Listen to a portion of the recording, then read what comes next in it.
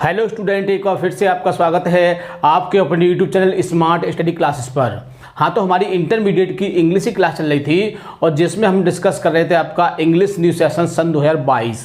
यानी कि इसमें हम जो चल रहा है आपका जो टॉपिक चल रहा है वो चल रहा है इंग्लिश ग्रामर सिलेबस। तो बहुत ही अच्छा टॉपिक है, ये बात हम आपको पहले बता चुके हैं, क्योंकि ग्रामर का टॉपिक बहुत ही महत्वपूर्ण टॉपिक है, क्योंकि बिना टीचर के इसको आप कंप्लीट नहीं कर सकते हैं। मान लो बाकी जो टॉपिक हैं आपके बुक के जितनी भी बुक हैं उनको आप किसी भी सॉल्व पेपर या फिर किसी बुक से कंप्लीट कर सकते हो, लेकिन ग्रामर के टॉपिक को जब तक आपको कोई नहीं समझाएगा तब तक आप इस टॉपिक को नहीं समझ सकते हो। ठीक है, तो इस समय आपका जो टॉपिक चल रहा है बहुत ही अच्छा टॉपिक चल रहा है, यानी कि ट्रांसफॉर्मेशन ऑफ द सेंटेंसेस। तो बहुत ही अच्छा टॉपिक है और इसमें मैं आपको पहले बता चुका हूं कि इसमें 5 चीज़ों को डिस्कस किया जाता है, जिसमें पहला होता है आपका रिमूव टू, फिर यूज टू, इसके बाद तीसरा होता है डिग्री और चौथा होता है आपका एक्टिव पैसिव और इसके बाद सबसे लास्ट में होता है चेंज द सेंटेंस कंडीशन।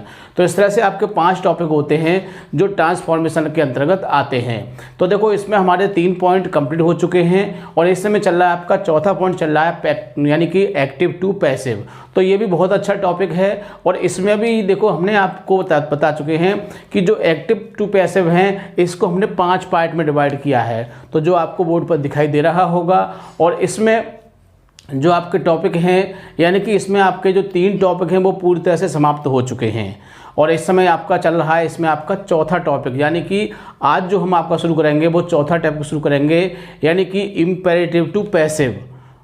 तो क्योंकि पिछली वीडियो में हमने जो आपको बताया था, हमने जो 2 टॉपिक थे उनकी आपको एक्सरसाइज कराई थी, जिससे कि आपका जो टॉपिक है वो अच्छी तरह से क्लियर हो सके। तो आज हम आपका शुरू करेंगे एक्टिव यानी कि इम्पेरेटिव टू पैसिव। तो बहुत ही अच्छा टॉपिक है और इम्पेरेटिव भी एग्जाम में बहुत ही बढ़िया तरह से इसके वाक्य भी देखने को मिल जाते हैं, तो इसको समझना बहुत ही ज़रूरी है। और देखो इसका जो टॉपिक है ये सबसे अलग टॉपिक है, यानी कि मैं इसको आपको बहुत ही बढ़िया तरह सिखा दूंगा। यदि आपने वीडियो को पूरा देखा अच्छी तरह से तो बहुत ही आसानी से आप इसको सीख जाओगे और एग्ज़ाम में बहुत ही बढ़िया तरह से आप इसको चेंज कर सकते हैं। ठीक है, तो जो विद्यार्थी चैनल पर नए हैं वो चैनल को सब्सक्राइब कर लें, बेल आइकन प्रेस कर लें, ताकि आगे आने वाली वीडियो का नोटिफिकेशन आपको आसानी से प्राप्त हो सके। ठीक है, तो ज़्यादा समय ना वेस्ट करते हुए चलते हैं अपने टॉपिक की ओर। क्लास 12th इंग्लिश, यानी कि 12th क्लास की इंग्लिश की क्लास चल रही थी और जिसमें चला था इंग्लिश न्यू सेशन सन 2022। तो देखो इसमें हम ग्रामर सिलेबस को डिस्कस कर रहे थे, ये बात हम पहले आपको बता चुके हैं, यानी ग्रामर सिलेबस को डिस्कस कर रहे थे। और इस समय जो आपका टॉपिक चल रहा है वो चल रहा है ट्रांसफॉर्मेशन ऑफ द सेंटेंसेस, यानी वाक्यों का रूपांतरण। तो बहुत ही अच्छा टॉपिक है और ये हम आपको बता चुके हैं कि इसके अंदर 5 चीज़ें आती हैं और जिसमें आपका जो इस समय चल रहा है वो चल रहा है आपका चौथा टॉपिक चल रहा है एक्टिव टू पैसिव। और एक्टिव पैसिव को भी हमने 5 भागों में बांटा है। कितने भागों में बांटा है? 5।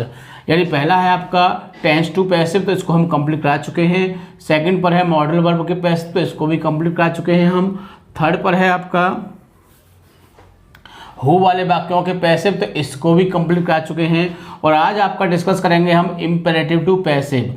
तो आज हम यहाँ लिख दिया है, आपने दिखाई दे रहा होगा कि इम्पेरेटिव टू पैसिव, यानी इम्पेरेटिव के पैसिव कैसे बनते हैं। तो देखो इम्पेरेटिव के यदि आपको पैसिव सीखने हैं तो इम्पेरेटिव के बारे में आपको जानकारी होनी चाहिए, यानी जिसको हम आदेशात्मक वाक्य बोलते हैं। क्या बोलते हैं इसको? आदेशात्मक वाक्य।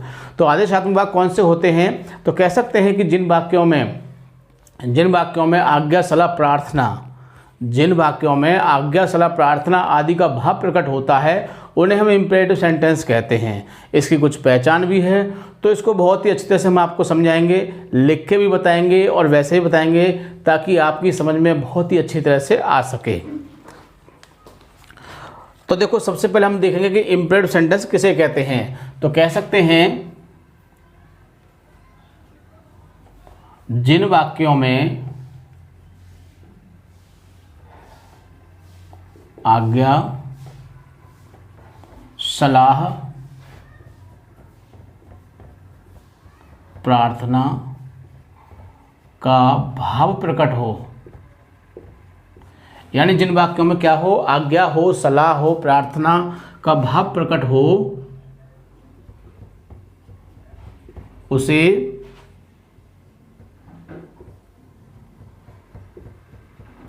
इम्पेरेटिव सेंटेंस कहते हैं।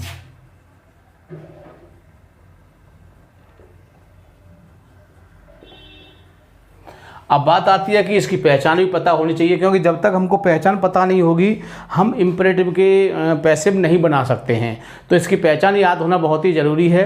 तो इसकी पहचान मैं लिख देता हूँ यहाँ पर आपको।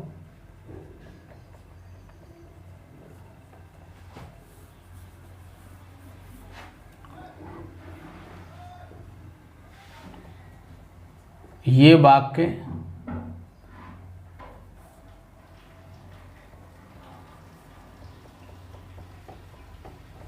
वर्ब से शुरू होते हैं, यानी ये वाक्य किससे शुरू होते हैं? ये वाक्य वर्ब से शुरू होते हैं तथा इन वाक्यों में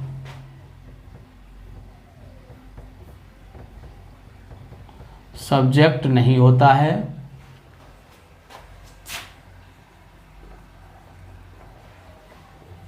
तथा यूं करता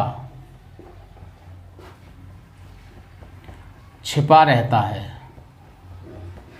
यानी इन वाक्यों में क्या होता है? सब्जेक्ट नहीं होता है, लेकिन आपका यूं करता छिपा रहता है। ये वाक्य प्रेजेंट इंडेफिनिट टेंस में बनते हैं। यानी ये वाक्य किस में बनते हैं? प्रेजेंट इंडेफिनिट टेंस में बनते हैं। तो ये छोटी सी जानकारी हमको होनी चाहिए। इसके अतिरिक्त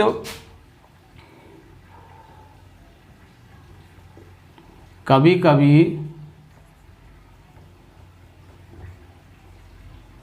इन वाक्यों में please, kindly, sir, madam, do not, never,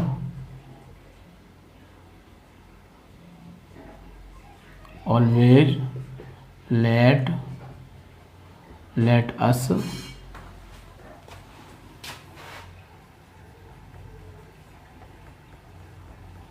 आदि शब्द दिए होते हैं। तो आप समझ गए होंगे कि इम्परेटिव सेंटेंस किसे को बोलते हैं। यानी कि ये वाक्य आपके प्रेजेंट इंडेफिनिट टेंस में बनते हैं और इन वाक्यों में आपका सब्जेक्ट नहीं होता है। ये वाक्य वर्ब से शुरू होते हैं और इन वाक्यों में आज्ञा, सलाह, प्रार्थना आदि का भाव प्रकट होता है। कभी कभी इन वाक्यों के शुरू में please, kindly, sir, madam, do not, never, always आदि शब्द आते हैं। तो इनसे भी हम इसको पहचान सकते हैं। ठीक है, तो अब देखते हैं इसके एग्जाम्पल, क्योंकि इसको जो समझने का जो तरीका है वो मैंने कुछ अलग टाइप से बनाया है, जिससे कि आप इसको बहुत ही आसानी से समझ सकते हैं।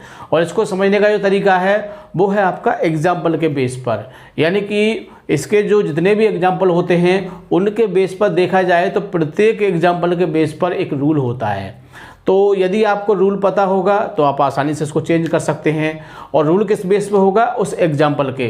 तो इसके एग्जाम्पल देख लेते हैं, जिससे कि इसको आपको समझने में बहुत ही दिक्कत नहीं होगी, बहुत ही आसानी से आप इसको समझ सकते हैं। तो कौन कौन से एग्जाम्पल हैं उनको मैं यहाँ पर इंडिकेट कर देता हूँ, जिससे कि आप इस टॉपिक को आसानी से समझ सको। तो एग्जाम्पल में देखिए, read the book,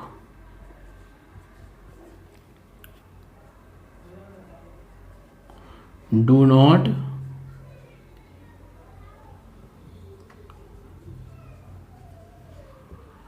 make a noise,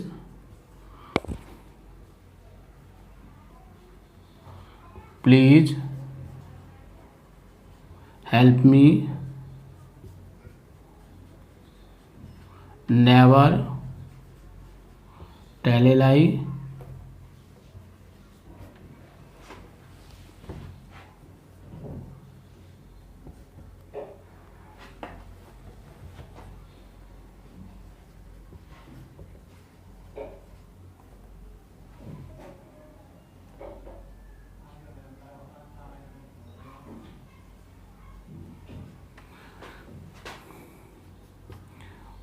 1 2 3 4 5, देखो इसके 9-10 एग्जाम्पल हैं, तो मैं इनके सारे एग्जाम्पल लिख देता हूँ जिससे कि हम 1 बाय 1 इसको आसानी से समझ सकते हैं।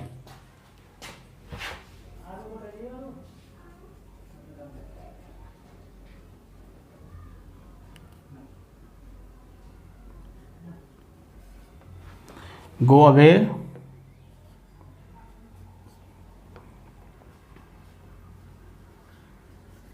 लेट मी गो,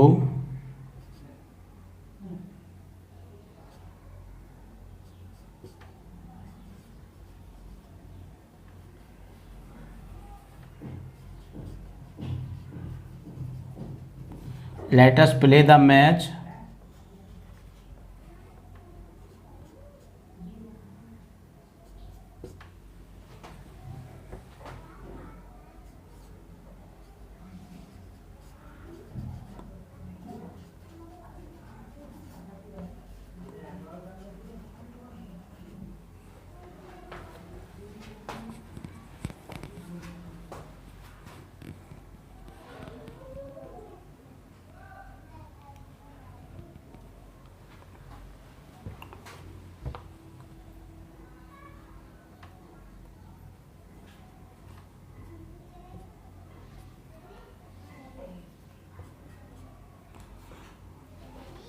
तो देखो ये है इसके 9 एग्जाम्पल। कितने हैं? तो मैंने देखो सारे एग्जाम्पल लिख दिए हैं। अब इसको समझने का बहुत ही अच्छा तरीका ये है कि देखो इसमें इनसे अलग आपको कोई भी वाक्य आपको देखने को नहीं मिलेगा, यानी जितने मैंने वाक्य लिखे हैं इनसे अलग कोई वाक्य नहीं है। टोटल जो मैंने आपके सामने 9 एग्जाम्पल लिखे हैं 9, और जितने इसके एग्जाम्पल हैं इतने ही इसके रूल हैं। तो इसके प्रत्येक रूल, प्रत्येक वाक्य को समझने के लिए उसका एक अपना रूल होता है। तो यदि आपको वो रूल आसानी से याद हो जाए तो आप बहुत ही आसानी से किसी भी वाक्य को बना सकते हैं। यानी कि आपको कम से कम इसके लिए 9 रूल याद होने चाहिए। 9 रूल याद होने पर आपके जो इम्परेटिव हैं वो बहुत ही आसानी से कंप्लीट हो जाएंगे। तो देखो इसको हम 1 बाय 1 आपको समझाएंगे, बहुत ही आसानी से आपकी समझ में आ जाएगा, बिल्कुल भी आपको दिक्कत नहीं होगी। ठीक है, तो शुरू करते हैं। देखिए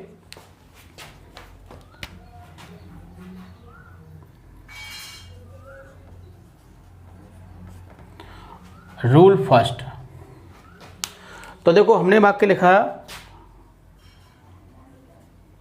रीड द बुक।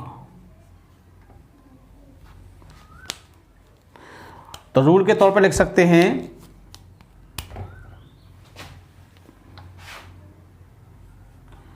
जब इस प्रकार का वाक्य दिया हो तो, जब इस प्रकार का वाक्य दिया हो तो उसका पैसिव इस प्रकार बनाते हैं। अब किस प्रकार बनाते हैं? तो देखो इसका एक रूल याद करना है आपको बहुत ही आसानी से, जिसके बेस पर आप बना सकते हो। यानी कि let plus object plus be, verb की third form, other word, by, you. अब आपके दिमाग में एक बात आ रही होगी कि ये यू कहाँ से आ गया, ये यू कहाँ से आ गया। तो देखो अब यू कहाँ से आ गया मैं आपको बता रहा हूँ। ये वाक्य वर्ब से शुरू होते हैं, तो वर्ब से शुरू हो रहे हैं। रीड, रीड में क्या होता है? पढ़ना होता है, तो हमारी वर्ब होगी। ठीक, दूसरी बात, इन वाक्यों में सब्जेक्ट नहीं होता है। राम, सीता, गीता, मीरा, कुछ भी सब्जेक्ट नहीं है। ठीक, इसके बाद क्या होता है? तथा यू कर्ता छिपा रहता है। लेकिन इस रीड से पहले यहाँ पर आपका यू कर्ता छिपा हुआ है, यानी कि यू यहाँ पर आपका छिपा हुआ है। और हमने आपको बताया था पैसिव में क्या होता है कि जो सब्जेक्ट होता है वो कहाँ पहुँच जाता है? बाद में, और उससे पहले क्या आता है? बाई आता है। तो ये तो आपकी समझ में आ गया यू कहाँ से आ गया। यानी यू हमारा यहाँ छिपा हुआ था, और जब हम पैसिव बनाएंगे तो let plus object plus be, verb की third form, other word, by plus you, इस तरह से बन जाएगा। तो देखो हमने ये वाक्य लिखा था आपको रीड द बुक। ठीक, यानी कि ऐसे वाक्य, यानी इस टाइप के जो वाक्य आएंगे, किस टाइप के? जिनमें वर्ब हमारा शुरू में दिया होगा, उस वाक्य को हम इस रूल से पैसे बनाएंगे। तो देखो शुरू में क्या लिखा है, देख लेते हैं इसको। पहले लेट लगा देंगे, यानी कि इसका पैसे बन रहा है ये, लेट, फिर ऑब्जेक्ट क्या है, द बुक, फिर इसके बाद बी आ जाएगा, लेट प्लस ऑब्जेक्ट यानी कि फिर बी आ गया, और फिर वर्ब की थर्ड फॉर्म रीड, और रीड की तीनों फॉर्म कैसी होती है, सेम होती हैं। अदर वर्ड कुछ है नहीं, फिर क्या आ जाएगा, बाई और फिर यू। बताओ कोई दिक्कत? बिल्कुल भी दिक्कत नहीं होगी। एक और एग्जांपल देख लेते हैं। ओपन द शॉप, तो let the shop be, verb की third form open by you. बताओ कोई दिक्कत? यानी कि यदि आपको ये रूल याद होगा तो बहुत ही आसानी से आप इस प्रकार के वाक्यों को बना सकते हैं, बिल्कुल भी दिक्कत नहीं होगी। एक बार फिर देख लेते हैं। रीड द बुक, तो पहले क्या लगाया हमने, लेट, फिर क्या आ गया, ऑब्जेक्ट क्या आ गया, द बुक, फिर रूल में क्या है आपका बी, तो बी ले लिया, फिर वर्ब की थर्ड फॉर्म ले ली, फिर अदर वर्ड कुछ है नहीं तो बाई ले लिया, यू ले लिया। बताओ बिल्कुल दिक्कत नहीं होगी यदि आपको रूल याद होगा। तो इस टाइप के जो वाक्य आएंगे उनको आप बहुत ही आसानी से बना सकते हैं। तो ये था हमारा पहला रूल कंप्लीट हो चुका। अब देखिए इसमें आता है दूसरा रूल। क्या है दूसरा रूल? यानी कि डू नॉट। क्या है? Do not. तो मैं इसको रफ कर देता हूं ताकि मैं और भी इसके रूलों को डिस्कस कर सकूं, ताकि आप उनको समझ सकें। ठीक है, तो इसको थोड़ा सा रफ कर देते हैं। चाहो तो आप इसका स्क्रीनशॉट ले सकते हो।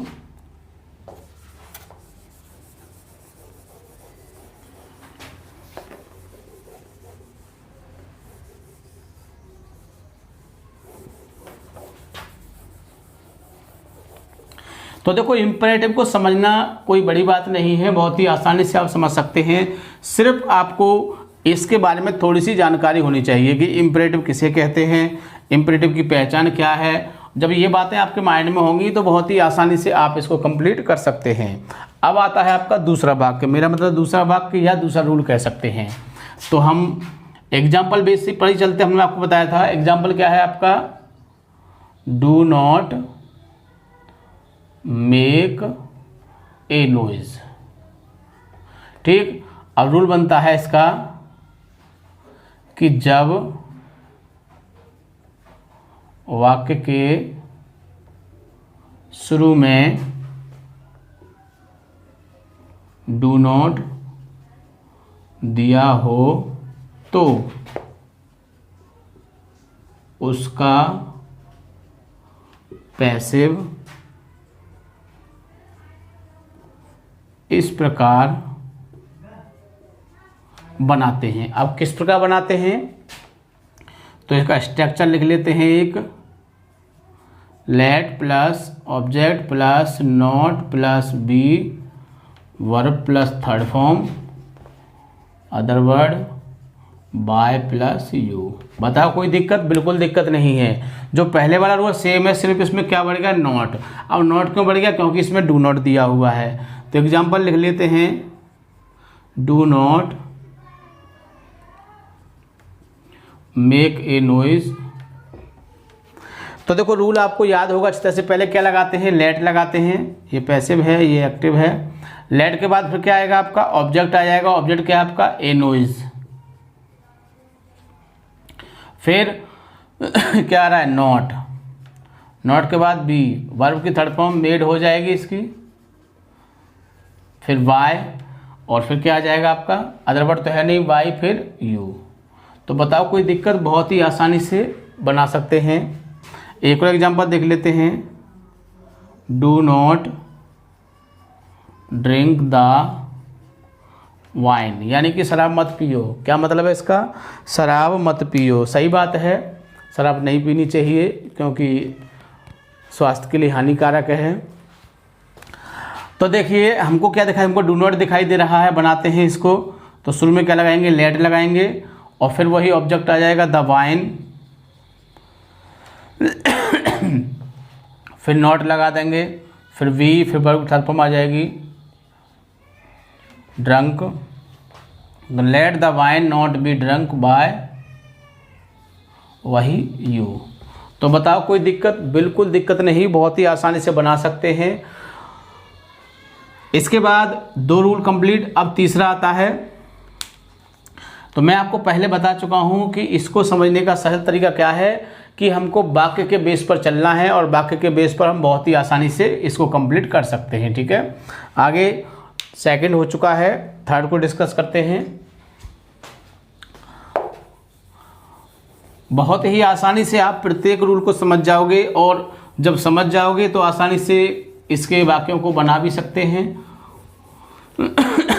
देखो अपना अपना तरीका होता है, कोई कैसे बताता है, कोई कैसे बताता है, लेकिन मेरा पर्पज़ ये है कि आपकी समझ में आना चाहिए, कोई कैसे भी बताए। ठीक है, यानी कि मैं एग्जाम्पल पहले लिखा देता हूँ, उसके बेस पर मैं रूल लिखाता हूँ, क्योंकि जब आपके माइंड में एग्जाम्पल होगा और उसकी कंडीशन पता होगी तो आप बहुत ही आसानी से उसको चेंज कर सकते हैं, बिल्कुल भी दिक्कत नहीं होगा। क्योंकि एग्ज़ाम में आपको वाक्य ही दिखाई देगा, न कि और कुछ दिखाई दे, और उस वाक्य को हमें पहचानना होता है। यानी कोई सा भी आ जाए, चाहे टेंस का आ जाए, चाहे मॉडल वर्ब का आ जाए, चाहे हु वाला आ जाए, पहचानना तो पड़ेगा आपको, क्योंकि जब तक आप पहचानोगे नहीं आप उसको कैसे बदलोगे। इसी प्रकार से यदि आप इसको पहचान लोगे, आपने पहचान लिया रीड द बुक, ये तो सिंपल वाक्य है, यानी कि इम्परेटिव का वाक्य है। रूल आपको याद है, किस बेस से याद है? रीड द बुक के हिसाब से। सिंग ए सॉन्ग आ सकता है, ड्रिंक द मिल्क आ सकता है, लेकिन शुरू तो वर्ब से ही होगा। जब वर्ब से शुरू होगा तो let plus object plus be, verb की third form other verb by plus you, इससे बन जाएगा। डू नॉट वाला किससे बनेगा? Let plus object plus not, यानी उसमें नॉट बढ़ गया। फिर प्लीज वाला आ गया, तो प्लीज वाले को देख लेते हैं, यानी कि थर्ड नंबर पर है, एग्जाम्पल है प्लीज हेल्प मी। ठीक है, तो इसका रूल क्या बनता है उसको देख लेते हैं। यानी कह सकते हैं कि जब वाक्य में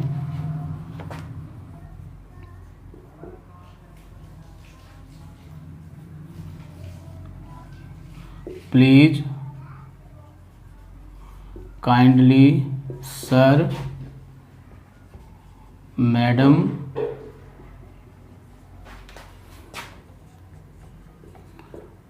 आदि शब्द आए तो क्या दिया हो? प्लीज, काइंडली, सर, मैडम, इनमें से कोई सा भी वर्ड आ सकता है। आए तो इनका पैसिव बनाने के लिए वाक्य के शुरू में यू आर रिक्वेस्टेड टू का प्रयोग करते हैं तथा इन शब्दों को हटा देते हैं।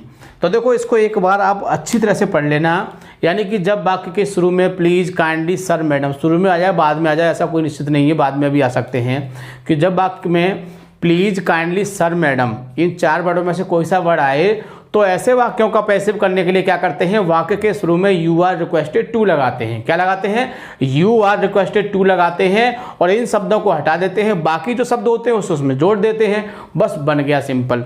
बन गया आपका पैसिव। क्या बन गया? पैसिव। तो बहुत ही आसानी से बन सकता है। बाकी को लिख लेते हैं, प्लीज हेल्प मी। तो बनाएंगे इसको, हमको क्या दिखाई दे रहा है? प्लीज दिखाई दे रहा है, क्या लगा देंगे? यू आर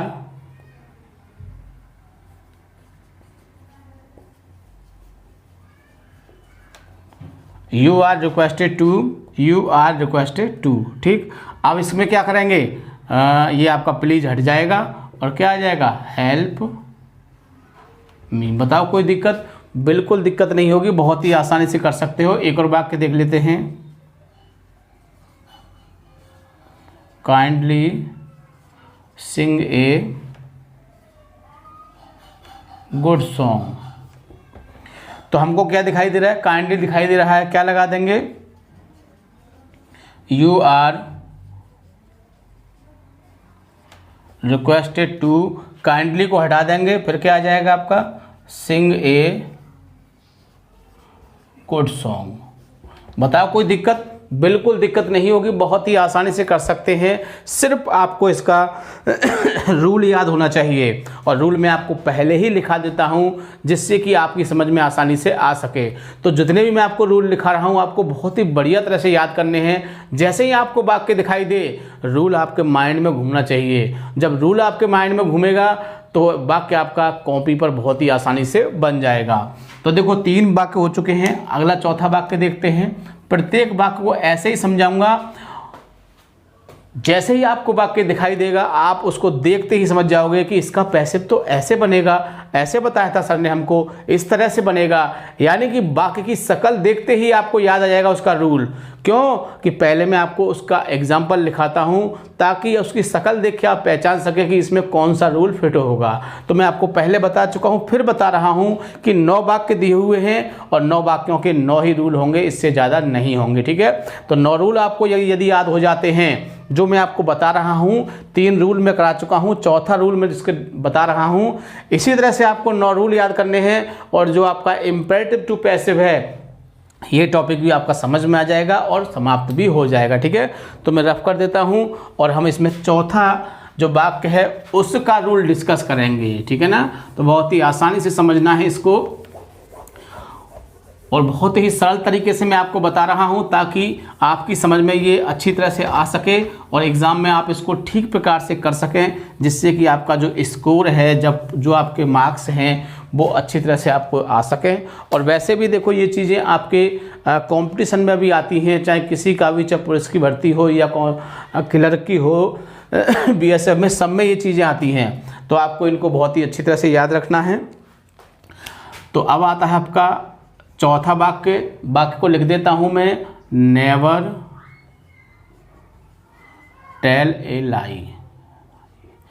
वाक्य आपके सामने है, क्या याद रखना है? तो कह सकते हैं रूल में, क्या कह सकते हैं कि जब नेवर वाला वाक्य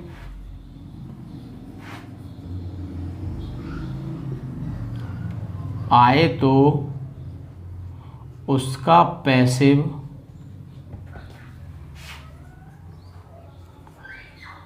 इस प्रकार बनाते हैं। किस प्रकार बनाते हैं? तो इसका भी एक स्ट्रक्चर है, इसको देख लेते हैं। स्ट्रक्चर में ज़्यादा कुछ बदलाव नहीं है। जैसे यहाँ नेवर है हमारा, यहाँ नेवर है, इससे 2 वाक्य पहले क्या था? डू नॉट था। तो डू नॉट वाले में हम नॉट लगाते थे और क्या करेंगे, नेवर वाले में हम क्या लगा देंगे? नेवर लगा देंगे। तो let plus object plus never plus V, verb plus third form, other word, by plus you. बहुत ही आसानी से समझ गए होंगे। यू तो रट गया होगा आपको। तो देखो इस वाक्य को उतार लेते हैं। कौन सा वाक्य आपका? नेवर टेल ए लाई। तो देखो हमको नेवर दिखाई दे रहा है, बनाते हैं इसका पैसिव। लेट, फिर क्या आएगा? ऑब्जेक्ट ए लाई, फिर नेवर लगा देंगे, फिर बी लगा देंगे, फिर वर्ब की थर्ड फॉर्म टोल्ड हो जाएगी, अदर वर्ड कुछ है नहीं, बाई, और फिर अपनी तरफ से क्या रख देंगे? यू। बताओ कोई दिक्कत? बिल्कुल दिक्कत नहीं होगी। एक और एग्जांपल देख लेते हैं। नेवर बीट द चाइल्ड, यानी बच्चों को कभी मत पीटो, है ना। तो इससे बनाते हैं इसको। तो लेट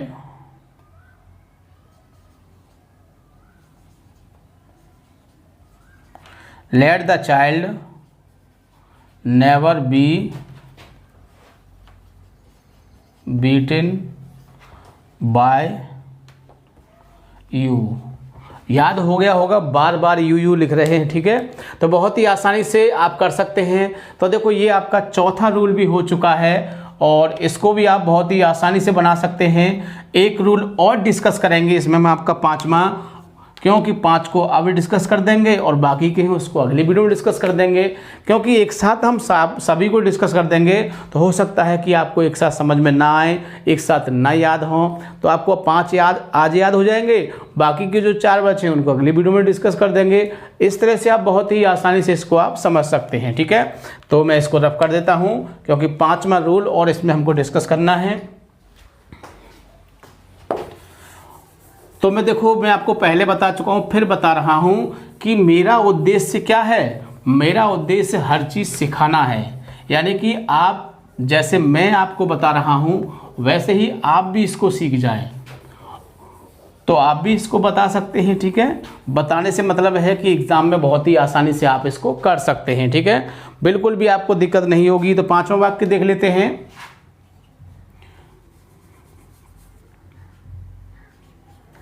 तो 5वां वाक्य है इसमें आपका डोंट सिट हेयर प्लीज।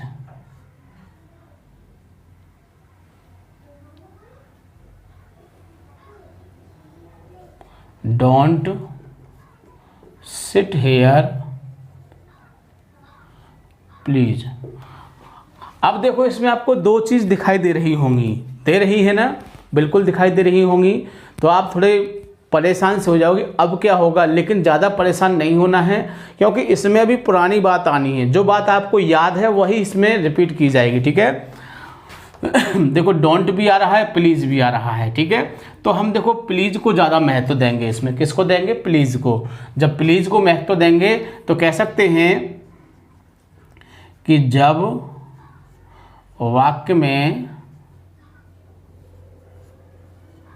जब वाक्य के शुरू में डोंट, देखो ये डू नॉट होता है, ऐसे मत सोचना कि मैंने डोंट लिखा है तो डोंट ही आएगा, डू नॉट भी आ सकता है। जब वाक्य शुरू में डू नॉट तथा अंत में प्लीज। अब प्लीज अंत में नहीं है, बीच में भी आ सकता है। ठीक है, इस बात को ध्यान रखना, प्लीज, क्योंकि इंटरमीडिएट में क्या होता है वो कुछ भी कर सकता है। मैंने कह दिया लास्ट में आएगा, उसने एक शब्द आगे दे दिया तो फिर तुम कमेंट करोगे सर आपने ये क्या किया, उसने तो उसमें बीच में दे दिया है। तो ऐसी कोई बात नहीं है, कहीं भी आ सकता है। मैंने इस बात को भी कह दिया है। आए तो उसका पैसिव इस प्रकार बनाते हैं। तो इसका भी अपना एक रूल है। तो कह सकते हैं कि you are requested not to. तो क्या कह सकते हैं कि वाक्य के शुरू में क्या करते हैं, you are requested not to शुरू में लगाते हैं तथा डोंट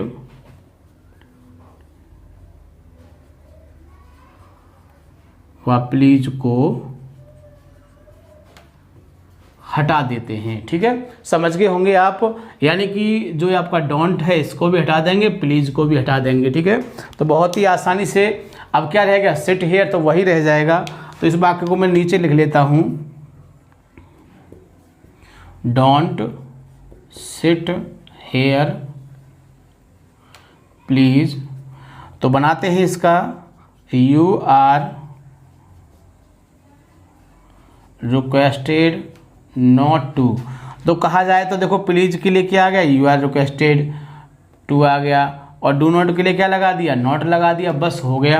बाकी क्या है, ये दोनों तो हट ही जाएंगे। क्या रह गया इसमें, सिट हेयर। बताओ कोई दिक्कत, बहुत ही आसानी से कर सकते हो। मैं आपको फिर बता रहा हूँ कि मैंने आपको 5 रूल डिस्कस कर दिए हैं, 4 रूल अभी आपके बचे हैं, तो इनको हम अगली वीडियो में डिस्कस करेंगे। इसलिए आपको ये जो मैंने आपको 5 रूल आज आपको बताए हैं, इनको बहुत ही अच्छी तरह से आपको याद करना है। और ख़ास तौर से क्या याद करना है, यानी कि इम्परेटिव सेंटेंस किसे कहते हैं और इसको हम कैसे पहचानते हैं। क्योंकि मैं आपको फिर बता रहा हूं कि जब तक आप पहचान नहीं पाओगे तो आप चेंज क्या करोगे। तो पहचानना बहुत ही ज़रूरी है, यानी बहुत ही मस्ट है। इसलिए आपको वाक्य को बहुत ही अच्छी तरह से पहचानना है। ठीक है, और सबसे खास बात, वीडियो को लाइक या शेयर करना नहीं भूलना है ताकि और भी विद्यार्थी इससे फ़ायदा उठा सकें। ठीक है, थैंक यू। जय हिंद, जय भारत।